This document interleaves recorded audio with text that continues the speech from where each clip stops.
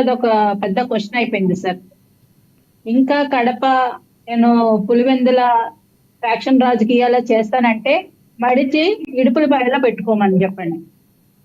ఇప్పుడు రాష్ట్రంలో ఇంత వరదలు వచ్చేసి ఇంత విపత్కర పరిస్థితుల్లో ప్రజలందరూ అల్లాడిపోతుంటే నువ్వు నీచ రాజకీయాలు చేస్తావా? రాజకీయంలో లేను, అధికారంలో లేనని చెప్పి ప్రజల్ని చంపేయాలని ప్లాన్ వేస్తారా? అమరావతి శ్మశానం అని ఆ రోజు బస్సులతోటి తెప్పించిన జగన్మోహన్ రెడ్డి గారు అది నిజం చేయాలని ప్రయత్నించారా అని డౌట్ వస్తుంది సార్ అందరికి. ఎందుకంటే ఈ బోట్ల విషయంలో ఒకటి కాదు, రెండు కాదు అంటే 5 బోట్లు వాళ్ళు బ్యారేజ్ ను గుద్దడానికి ప్లాన్ వేసి, ఏదైతే కృష్ణానదికి ఆవల గట్టున ఉండాల్సిన బోట్లను తీసుకొచ్చి యువతలు పెట్టి, అది ఒకదానికి ఒకటి బోట్లను లింక్ పెట్టి కట్టేసి చిన్న చిన్న పడవలను కూడా ఐరన్ చైనలతో కడతారు సార్. మరి ఈ బోట్లని నైలాన్ తాడులతో కట్టారు. మనం ఒక బైక్ పోతేనే నా బైక్ పోయిందయ్యా బాబు అని చెప్పి పోలీస్ స్టేషన్ లో కంప్లైంట్ ఇస్తాం. ఇప్పుడు వరకు ₹1,00,00,000 పైగా విలువన్న బోట్ల కోసం నాది అంటూ ఒక మనిషి వచ్చి కంప్లైంట్ చేయలేదు. ఎవరైతే కూటమి ప్రభుత్వం అనుమానిస్తుందో ఆ వ్యక్తులు మరి ఎందుకంటే పారిపోయి దాక్కున్నారు? పోలీసులకి దగ్గరకు వచ్చి మీరు విచారణకు సహకరించవచ్చు కదా. ఎందుకు పారిపోయారు? దొంగతనం చేస్తేనా, మీరు అక్కడ అవినీతి చేస్తేనే కదా పారిపోయారు. అంటే మీరు చేశారు కాబట్టి మీరు భయంతో పారిపోయారు. మరి విచారణకి హాజరు కాకుండా ఎక్కడికి వెళ్ళిపోయారండి? కరకట్ట మీద ఈ రోజు రాత్రి పగలు కాపాడుకోవాల్సిన, కాపలా పెట్టాల్సిన దుస్థితి వచ్చింది జగన్మోహన్ రెడ్డి గారి వల్ల కాదా?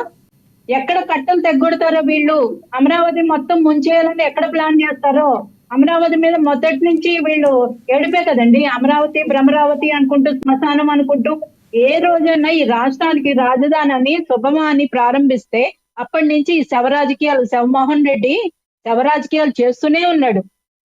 ఈ రోజు అది నిజం చేయడానికి ఈ వరదను ఉపయోగించుకోవాలనుకున్నది నిజం కాదా? అంటే లక్షలాది మంది ప్రజల ప్రాణాలను నీకు వెంట్రుకు వాసుతో సమానం. వాళ్ళందరినీ చంపేసి ఇప్పుడు జనాలు అందరూ చనిపోతే రాష్ట్రపతి పరిపాలన తీసుకురండి, ఈ ప్రభుత్వం చేతగాని ప్రభుత్వం, నేను వస్తాను పరిపాలిస్తాను, ఏం మాట్లాడుతున్నారు అసలు? జనాలు అందరూ ఇవన్నీ గమనించట్లేదు అనుకుంటున్నారా? మొన్న విజయవాడ వచ్చి బురద రాజకీయాలు చేయబోయారండి. ఒక మహిళ చాలా చీత్కరంగా మాట్లాడింది. వాళ్ళు చేయాల్సినవి చేస్తున్నారయ్యా, నువ్వేం చేస్తావు, నువ్వేం ఇచ్చావు, కనీసం ఒక నీళ్ల ప్యాకెట్ అన్నా ఇచ్చావా అని అడిగింది. అయిపోయింది, మళ్ళా రాలేదు. విజయవాడ వైపు మళ్ళా చూడలేదు. ఇప్పుడు మళ్ళా తగుదనామా అంటూ పిఠాపురం వెళ్ళారు. అంటే బెజవాడలో ఊహించుకున్నది సరిపోదు, పిఠాపురంలో కూడా ఊహించుకోవాలని బయలుదేరి వెళ్ళారు. ఏదన్నా స్క్రిప్ట్ సుజాత గారు ఎస్, ఇది ఇలా ఉంటే రాజకీయాల్లో ఆరోపణలు ప్రచారంలోపులు అనేవి సహజం. అయితే ఈ తిట్టుకోవటం అనే కాన్సెప్టు ఏ రకంగా కరెక్ట్ అంటారు? గతంలో మీరు ప్రతిపక్షంలో ఉన్నప్పుడు, అంటే అప్పుడు మీరు ప్రతిపక్షం కూడా కాదు, గతంలో మీరు పార్టీ నాయకుడిగా ఉన్న పవన్ కళ్యాణ్ గారు కొంతమంది వైసీపీ గోండా నా కొడకలారని స్టార్ట్ చేసిన దాన్ని కూడా వాళ్ళు అబ్యూజింగ్ వర్డ్స్గా మాట్లాడతారు. ఆ రోజున పవన్ కళ్యాణ్ గారు అలా మాట్లాడడానికి గల కారణం ఏంటి?